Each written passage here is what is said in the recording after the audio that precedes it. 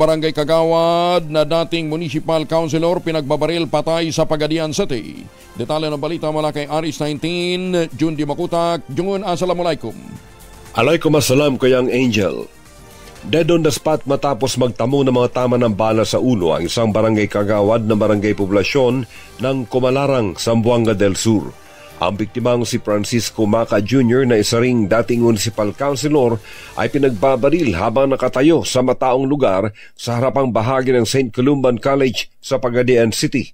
Batay sa pahayag ng ilang witnesses, isang lalaki sakay na motorsiklo ang kanilang nakitang bumaril sa biktima na agarang tumakas sa hindi malamang direksyon.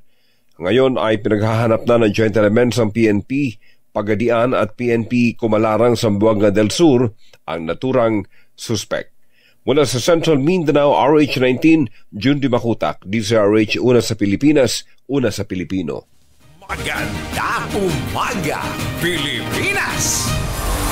Sukran John, maraming salamat.